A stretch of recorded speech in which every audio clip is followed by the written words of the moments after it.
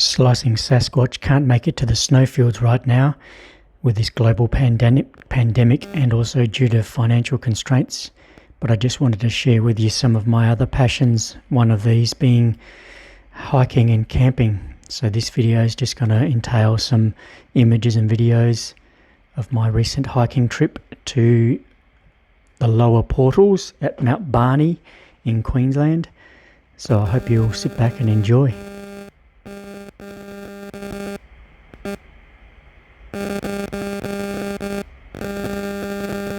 This is the first time I've been to this location. I've seen it on the internet and I thought it would be quite a good spot. It looks like a very remote spot, and it was quite a long hike in. I'd estimate probably 4 kilometres. It's up and down a few ravines and gorges, so it's quite a hard slog, and it's made a lot harder when you've got a 2-day camping backpack that weighs approximately 30 pounds. So this is just the start of the hike. The rangers have got a little board set up with all the details of the hike.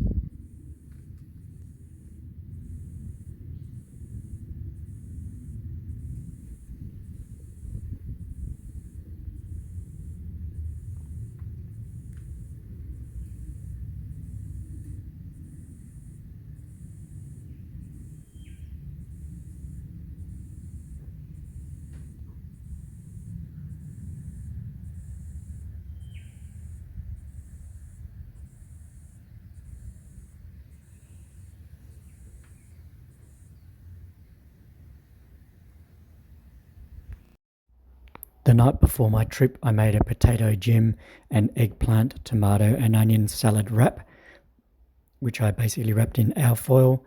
And then when I got to the destination, I put it on in the engine bay on the exhaust manifold, which heated up quite nicely, and combined with the strawberry milk made a lovely lunch.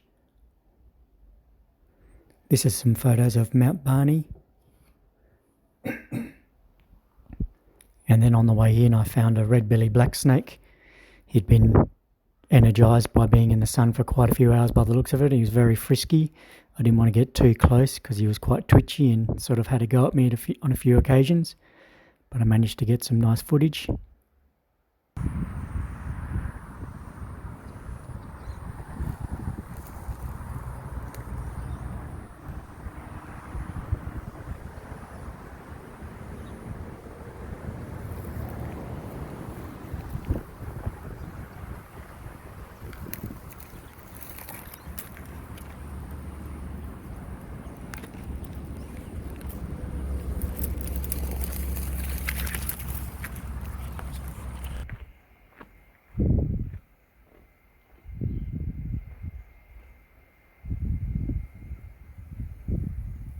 This next piece is just on the entrance to the actual park itself.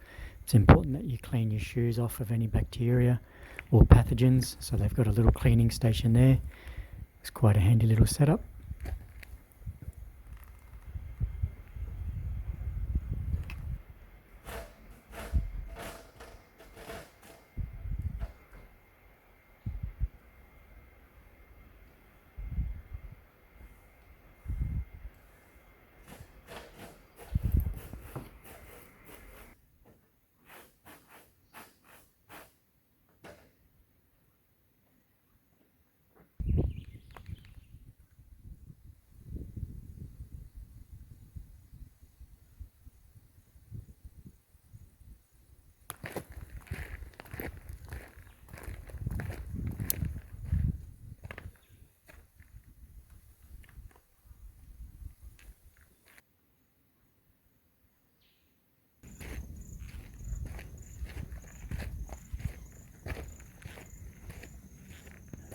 nice day in the bush.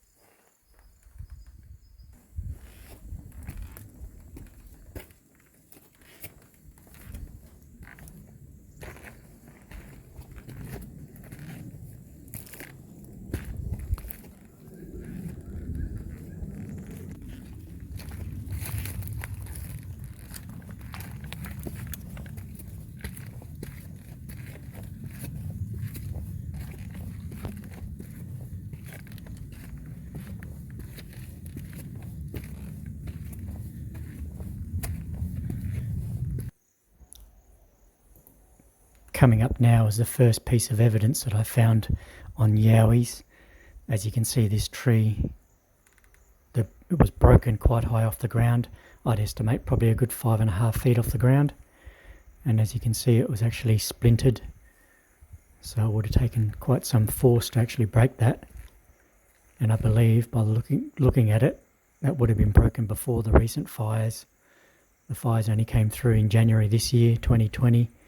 I don't know how long ago it would have been broken, but you can see the inside of the tree. It was actually quite fresh, I guess. So this stood out as a marker for me.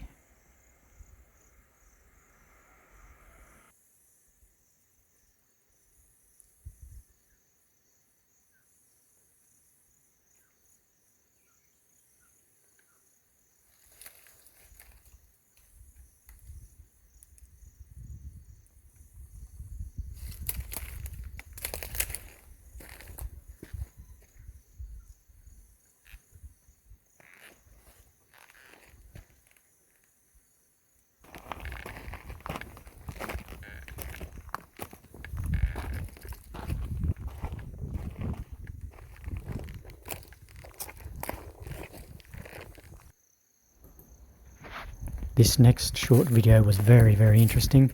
I counted a total of 10 tree breaks here. Granted that the trees themselves aren't that thick, and human could probably do this quite comfortably, but I'd still reckon it would be a bit of a challenge. But all of these tree breaks seem to be quite uniform and a definite sign.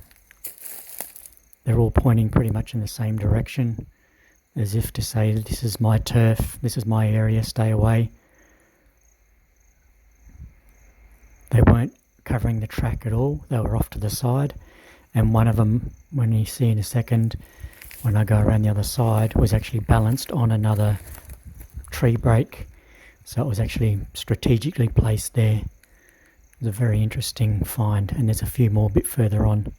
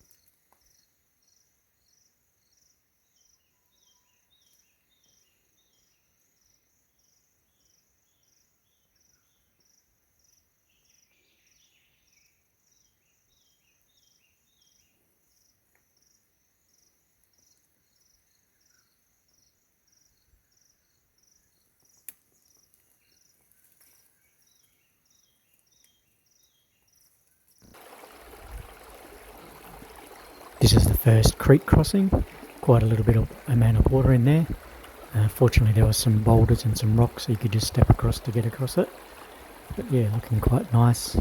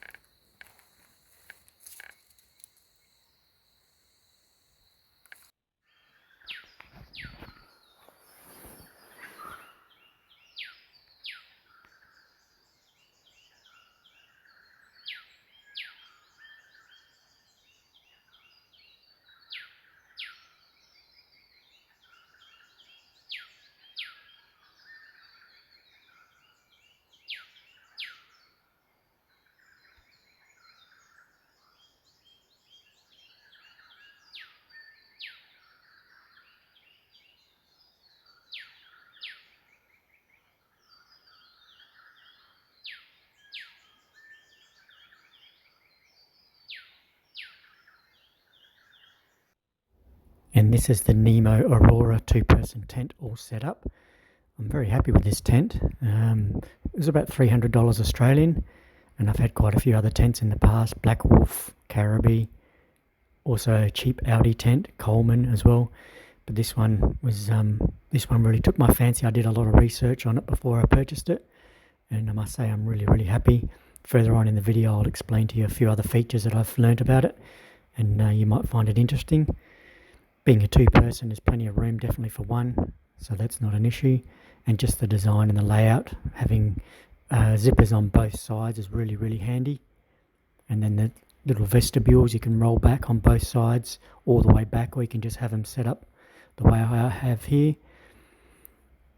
You can actually flip the other side over and then have the wind, allowing for the wind in both directions to get a bit of a breeze. As we go into the tent now, you can see that it is quite spacious. It's got very high sides, pockets up on both ends, and then a little pocket in the middle up the top where you can put your night light. And then it's got two other little pockets on either ends as well, down lower. As you can see, it's got quite a high lip. And then in the corner I've got my little mate there waiting. So this is my setup for the night. In here I've got the single airbed. It's quite a good little setup. Once the airbed's inflated, it's quite high and quite comfortable. I've also got the little Caribou 1300 sleeping bag.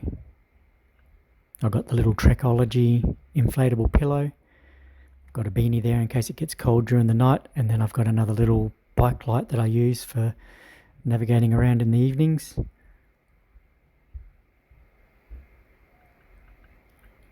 Over on the right hand side you'll see I've got my compression sack with my change of clothing. Got a little jacket in there and some thermals. The good thing about this tent that I noticed, you might be able to see it in a second, is the fly screens hang down a little bit, but you've also got a little privacy screen, which is quite handy. So you can be lying on your mattress in the tent and then nobody else can look in unless you sit up. And then there you've got my little night light. And that's my sleeping quarters.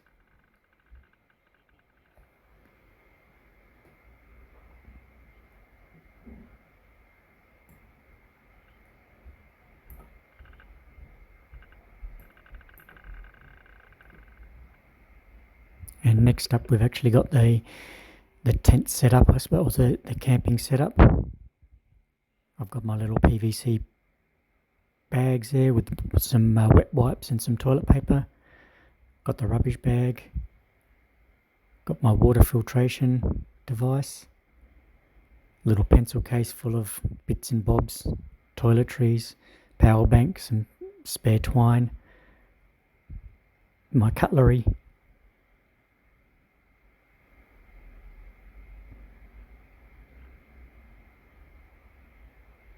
Then a little bit further over, I've got my little, I guess you'd call it a little toolkit, just in a little PVC bag. In there I've got my cable ties, a couple of carabiners, little bits of puncture repair kits, and a few other little things. Then we move on to my little PVC bags with snacks and breakfast and lunch. Then over here I pre-made some coffee with honey the day I left, and also got some little Devondale light or some milk, so I'll make some coffees. Then I got my apple pie for dessert, and also the dinner, the camping meals. First time I've tried these, so they actually turned out quite tasty.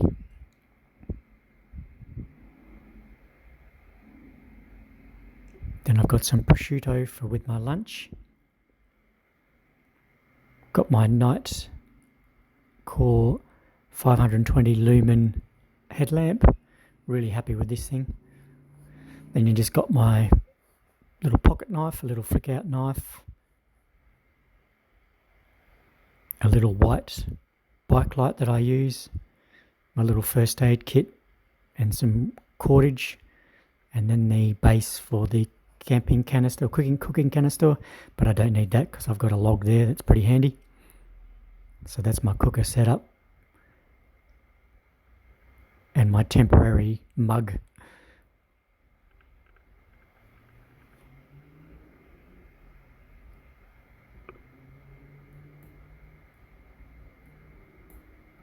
And then of course somebody's stolen my seat. So this is my camp setup at night. Little buddy there keeping an eye on things. That's the white bicycle light.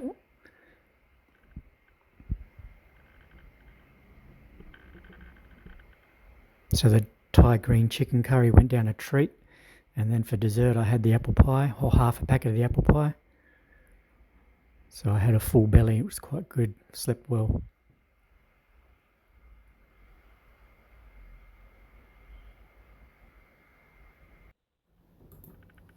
And now I'm going to give you a little tour of the lower Portals Creek area.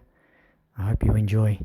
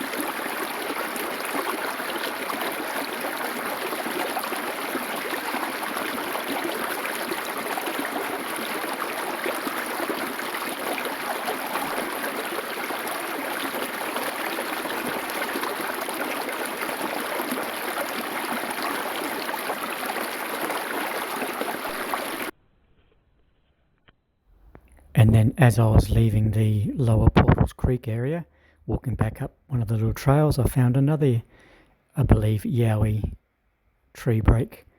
This one was probably 1.5 to 2 feet off the ground. There was a very light little goat trail, and this tree was snapped right across it, obviously trying to get their message across again.